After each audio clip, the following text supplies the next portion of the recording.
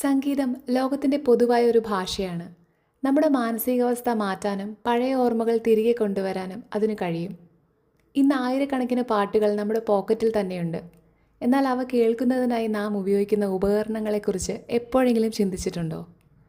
ഒരു വശത്ത് പഴയകാലത്തെ വയറുള്ള ഇയർഫോണുകൾ, മറുവശത്ത് ആധുനിക സാങ്കേതിക വിദ്യയുടെ അവസാന വാക്കായ വയർലെസ് ബ്ലൂടൂത്ത് ഇയർബഡുകൾ. ഇവയെക്കുറിച്ച് പലതരത്തിലുള്ള കഥകൾ നമ്മൾ കേട്ടിട്ടുണ്ട്. വയർലെസ് ഇയർബഡുകളിൽ നിന്നുള്ള റേഡിയേഷൻ നമ്മുടെ തലച്ചോറിനെ നശിപ്പിക്കുമെന്നും ക്യാൻസറിന് കാരണമാകുമെന്നും ചിലർ പറയുന്നു. എന്നാൽ വയേർഡ് ഇയർഫോണുകൾ വൈദ്യുതി നേരിട്ട് നമ്മുടെ ചെവിയിലേക്ക് കടത്തിവിടുന്നതുകൊണ്ട് അവയാണ് കൂടുതൽ അപകടകാരികൾ എന്ന് മറ്റു ചിലർ വിശ്വസിക്കുന്നു. ഇതിലേതാണ് സത്യം? ബ്ലൂടൂത്ത് ഇയർബഡുകൾ ശരിക്കും അപകടകാരികളാണോ? അതോ നമ്മൾ ഇതുവരെ ശ്രദ്ധിക്കാത്ത മറ്റെന്തെങ്കിലും വലിയ അപകടം ഇവയ്ക്ക് പിന്നിലുണ്ടോ? ഇന്ന് നാം ശബ്ദത്തിൻ്റെ ശാസ്ത്രലോകത്തേക്ക് ഒരു യാത്ര പോവുകയാണ്. ഇതിലേതാണ് സുരക്ഷിതമെന്ന് ഈ വീഡിയോ കഴിയുമ്പോൾ നിങ്ങൾക്ക് കൃത്യമായി മനസ്സിലാകും. ഒരു ഇയർഫോൺ അപകടകരമാണോ എന്ന് മനസ്സിലാക്കുന്നതിന് മുൻപ് നാം എങ്ങനെയാണ് ശബ്ദം കേൾക്കുന്നത് എന്ന് മനസ്സിലാക്കേണ്ടതുണ്ട്. വായുവിലൂടെ സഞ്ചരിക്കുന്ന അദൃശ്യമായ തരംഗങ്ങളാണ് ശബ്ദം. ശാന്തമായ ഒരു കുളത്തിലേക്ക് ഒരു കല്ലെറിയുമ്പോൾ വെള്ളത്തിലുണ്ടാകുന്ന ഓളങ്ങൾ പോലെയാണിത്. ഈ ശബ്ദ തരംഗങ്ങൾ നമ്മുടെ ചെവിക്കുള്ളിൽ പ്രവേശിച്ച് വളരെ നേർത്ത ഒരു ചർമ്മത്തിൽ വന്നിടിക്കുന്നു. ഇതാണ് കർണപുടം അഥവാ ഇയർ ഡ്രം. ഈ തരംഗങ്ങൾ ഇയർ ഡ്രമ്മിനെ വിറപ്പിക്കുന്നു.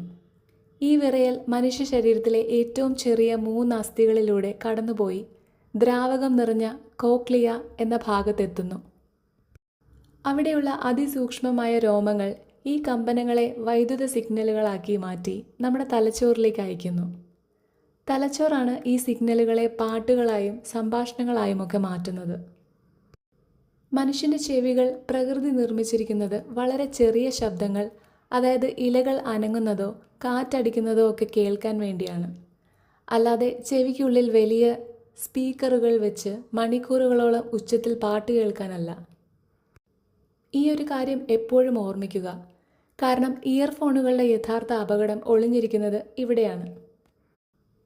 ആദ്യം നമുക്ക് പഴയ സാങ്കേതിക വിദ്യയായ വയേർഡ് ഇയർഫോണുകളെക്കുറിച്ച് നോക്കാം. ഇതിൻ്റെ പ്രവർത്തനം വളരെ ലളിതമാണ്. ഫോണിലേക്ക് ഇയർഫോൺ കുത്തുമ്പോൾ ഫോണിൽ നിന്നും വളരെ ചെറിയ തോതിലുള്ള വൈദ്യുതി ആ വയറിലൂടെ സഞ്ചരിക്കുന്നു. ഇയർഫോണിൻ്റെ ഉള്ളിൽ ചെറിയൊരു കാന്തവും ഒരു കോയിലുമുണ്ട്. ഫോണിൽ നിന്നുള്ള വൈദ്യുതി ഈ കോയിലിൽ എത്തുമ്പോൾ അതൊരു വൈദ്യുത കാന്തമായി മാറുന്നു. ഈ കാന്തം ഇയർഫോണിലെ മറ്റൊരു കാന്തവുമായി സെക്കൻഡിൽ ആയിരക്കണക്കിന് തവണ ആകർഷിക്കുകയും വികർഷിക്കുകയും ചെയ്യുന്നു. ഈ അതിവേഗ ചലനം വായുവിനെ തള്ളുകയും അങ്ങനെ ശബ്ദതരംഗങ്ങൾ ഉണ്ടാവുകയും ചെയ്യുന്നു. റേഡിയേഷൻ്റെയോ വൈദ്യുതിയുടെയോ കാര്യത്തിൽ വയേർഡ് ഇയർഫോണുകൾ 100% സുരക്ഷിതമാണ്. ഇതിലൂടെ വരുന്ന വൈദ്യുതി വളരെ ചെറുതായതുകൊണ്ട് അതൊരിക്കലും മനുഷ്യന് ഷോക്ക് ഏൽപ്പിക്കില്ല. ഇതിൽ യാതൊരുവിധ വയർലെസ് റേഡിയേഷനുകളും ഇല്ല. ഇനി നമുക്ക് വയർലെസ് ബ്ലൂടൂത്ത് ഇയർബഡുകളെക്കുറിച്ച് സംസാരിക്കാം. ഇതിൽ വയറുകളില്ലാത്തതുകൊണ്ട് പാട്ടുകൾ എങ്ങനെയാണ് ചെവിയിൽ എത്തുന്നത്? ഇതിനുത്തരമാണ് അദൃശ്യമായ റേഡിയോ തരംഗങ്ങൾ. ഫോണിലെ പാട്ടുകളെ ഡിജിറ്റൽ കോഡുകളാക്കി മാറ്റി ബ്ലൂടൂത്ത് വഴി വായുവിലൂടെ സംപ്രേഷണം ചെയ്യുന്നു. ഇയർബഡുകൾ ഈ തരംഗങ്ങളെ സ്വീകരിച്ച് വീണ്ടും ശബ്ദമാക്കി മാറ്റുന്നു. ബ്ലൂടൂത്ത് പ്രവർത്തിക്കുന്നത് റേഡിയേഷൻ വഴി ആയതുകൊണ്ട് ഇത് തലച്ചോറിന് ക്യാൻസർ ഉണ്ടാക്കുമെന്ന് പലരും ഭയപ്പെടുന്നു. ഈ ഭയം മാറ്റാൻ നാം ഇലക്ട്രോമാഗ്നറ്റിക് സ്പെക്ട്രം എന്താണെന്ന് അറിയണം. പ്രപഞ്ചത്തിലുള്ള റേഡിയേഷനുകളെ പ്രധാനമായും 2ആയി തിരിച്ചിരിക്കുന്നു: അയണൈസിങ്, നോൺ അയണൈസിങ്. ഇതിൽ അയണൈസിങ് റേഡിയേഷനുകളാണ് അപകടകാരികൾ. എക്സ്റേ, ഗാമ റേകൾ എന്നിവ ഇതിൽപ്പെടുന്നു. ശരീരത്തിലെ കോശങ്ങളെ നശിപ്പിക്കാനും DNA മാറ്റങ്ങൾ വരുത്തി ക്യാൻസർ ഉണ്ടാക്കാനും ഇതിന് കഴിയും. എന്നാൽ നമ്മൾ കാണുന്ന വെളിച്ചം, TV, വൈഫൈ, ബ്ലൂടൂത്ത് എന്നിവ നോൺ അയണൈസിങ് റേഡിയേഷൻ വിഭാഗത്തിലാണ് വരുന്നത്. ഇതിന് വളരെ ഊർജം കുറവായതുകൊണ്ട് മനുഷ്യ ശരീരത്തിലെ കോശങ്ങളെ നശിപ്പിക്കാൻ ഇതിന് ഒരിക്കലും കഴിയില്ല. ലോകാരോഗ്യ സംഘടനകൾ ഉൾപ്പെടെ നടത്തിയ നിരവധി പഠനങ്ങളിൽ ബ്ലൂടൂത്ത് ഇയർബഡുകൾ റേഡിയേഷൻ വഴി യാതൊരു ആരോഗ്യ പ്രശ്നങ്ങളും ഉണ്ടാക്കില്ല എന്ന് ശാസ്ത്രീയമായി തെളിയിച്ചിട്ടുണ്ട്. ബ്ലൂടൂത്ത് ഇയർബഡുകൾക്കും വയേർഡ് ഇയർഫോണുകൾക്കും റേഡിയേഷൻ പ്രശ്നങ്ങളില്ലെങ്കിൽ ഇവ പൂർണ്ണമായും സുരക്ഷിതമാണോ? ഒരിക്കലുമല്ല. ഇവ രണ്ടിനും ഒരേപോലെയുള്ള വളരെ ഭയാനകമായ മറ്റൊരു അപകടമുണ്ട്. ആ അപകടം ഇയർഫോണിലല്ല, മറിച്ച് നാം കേൾക്കുന്ന ശബ്ദത്തിൻ്റെ അളവിലാണ്. നമ്മുടെ ചെവിക്കുള്ളിലെ അതിസൂക്ഷ്മമായ രോമങ്ങളെക്കുറിച്ച് നേരത്തെ പറഞ്ഞത് ഓർക്കുന്നുണ്ടോ? നാം വളരെ ഉച്ചത്തിൽ ഇയർഫോണിലൂടെ പാട്ട് കേൾക്കുമ്പോൾ ആ ശബ്ദതരംഗങ്ങൾ വലിയ ശക്തിയോടെ നമ്മുടെ ഇയർ ഡ്രമ്മിൽ ഇടിക്കുന്നു.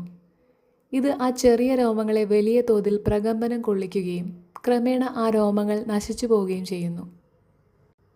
മനുഷ്യ ശരീരത്തിലെ ഏറ്റവും ഭയപ്പെടുത്തുന്ന സത്യം എന്താണെന്നാൽ, ചെവിക്കുള്ളിലെ ആ രോമങ്ങൾ ഒരിക്കൽ നശിച്ചു പോയാൽ പിന്നീട് ഒരിക്കലും അത് വളരില്ല.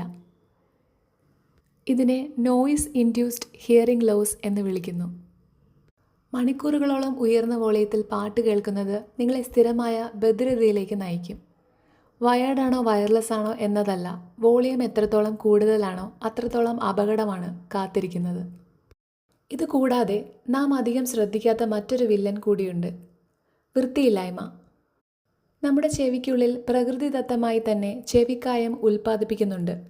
ഇത് പൊടിപടലങ്ങളെ തടയാനാണ്.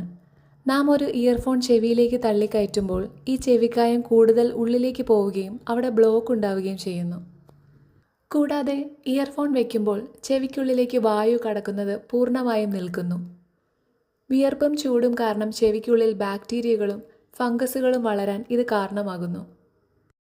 നമ്മൾ ഇയർഫോണുകൾ പോക്കറ്റിലും മേശപ്പുറത്തുമൊക്കെ വയ്ക്കുമ്പോൾ അതിൽ നിറയെ അദൃശ്യമായ അഴുക്കുകൾ പറ്റിപ്പിടിക്കും.